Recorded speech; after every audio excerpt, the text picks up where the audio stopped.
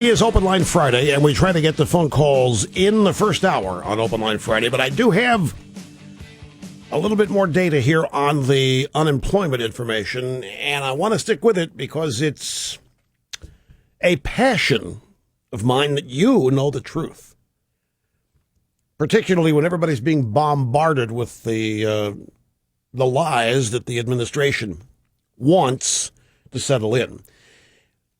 Here is what Obama will not be telling college kids as he runs around and warns them of the pitfalls awaiting them if Mitt Romney is elected.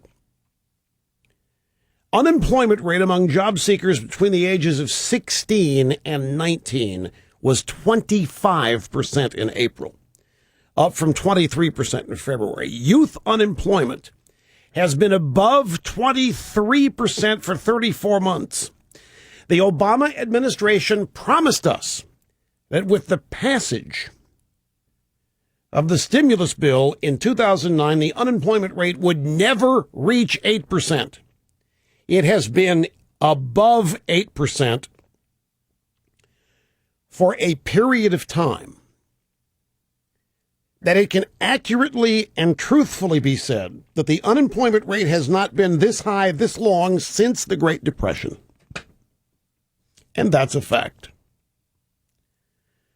Not one promise, not one theory, not one assurance has come close to being true, as told us by this administration. The unemployment rate has not been this high this long since the Great Depression. This is life in Obama's America. It's reality. This is not a cartoon. This is not a slideshow. This is not a socialist utopian slideshow with a woman named Julia. And they should have named her Ludmila or Svetlana or Marina. Julia. This is why Obama creates fictional stories about fictional people. Reality is the enemy to the Obama administration. So Obama's job is to paint a non-existent picture of Neverland in the years ahead, and that's what that slideshow is. By now, Obama should be able to proudly report on robust, mind-boggling growth as Reagan did this far into his first term, but it's going the other way. The only way Barack Obama can get the unemployment rate down is to kill jobs. That's the only way, and that's how he's doing it. There aren't any being created for 113th, 115th. I mean, that's a rounding error. Well, that's the good question. I don't know. You got 88 million Americans not in the job force, but they're eating. 88 million Americans in the job force are using their cell phones. 88 million people not working are driving their cars. There is no pain to not having a job. Or, let me put it, maybe that's not true for every one of them. But it's true for a number of them, and we don't know how many. There's some people, unemployment, or if you run out of that, turn on your Social Security disability payments, pays more than some of the jobs that are being created in this administration. Unemployment compensation plus food stamps adds up to more than 2/3 of the jobs and the kind of jobs being created. See, during the Great Depression, when whatever the numbers were unemployed, they weren't comfortable. There was a sense of urgency. They would dig ditches if they had to. They would pick cotton if they had to. But now, it isn't necessary. And by the way, we don't have the money to support people not working. We are $16 trillion in debt. We don't have the money. We are borrowing it from the Chi-Coms, enabling them to ramp up their military complex. This is a horrible, horrible situation. Here, you want some more numbers? I have numbers. It was like Bill Burkett had memos. tying George Bush to the National Guard. I have numbers. Since President Obama took office, the unemployment rate has increased from 7.8% to 8.1%. And as we know, it's been in the nines. There are currently 1 million unemployed workers that have given up looking for work since the last report. You realize what that means? Given up looking for work. Therefore, they're not in the labor force. Therefore, they're not counted. There are currently 7.8 million workers working part-time for economic reasons. Only 115,000 jobs were added. Labor force participation rate, 63.6%, a 30-year low. We are at a 30-year low in the number of Americans working. With 8.1% unemployment, Obama has extended his record of 8% plus unemployment now to 39 consecutive months. It has not been this high, this long, since the Great Depression. If the labor force participation rate had stayed the same as in March, the unemployment rate would have risen to 8.4%. In other words, if they hadn't just said that 1 million people left the job market, the unemployment rate would be 8.4. It would have gone up.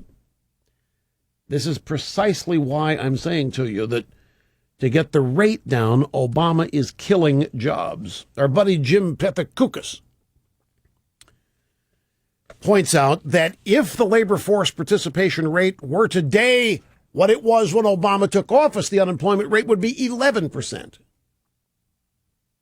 not 8.1%. And if the unemployment rate were 11% today, what do you think the prospects of Obama's reelection would be?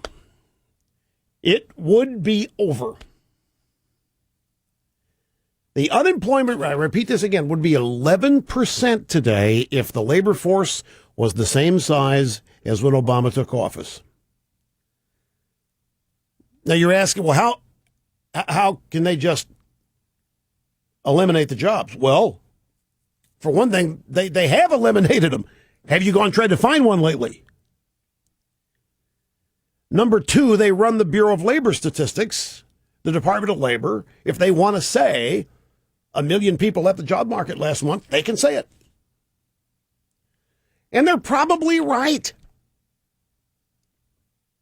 They're probably right. Because if 88 million people are not working, but they're still eating and driving and using their cell phones and able to watch the E! Entertainment Network after Entertainment Tonight, then while they're TiVoing 2.5 Men,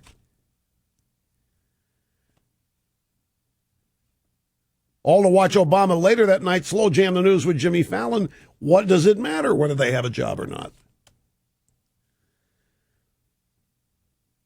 The unemployment rate, if the U.S. labor force was the same as when Obama took office, 11%, folks, instead of 8.1%. In April of 1984, coming out of similar Jimmy Carter-type economic circumstances, Ronaldus Magnus approaching the end of his first term, April of 1984, the U.S. economy added a population-adjusted 480,000 jobs at the beginning of the Reagan boom. That was the beginning of the boom with Reaganomics, which Obama and the Democrats tell us didn't work.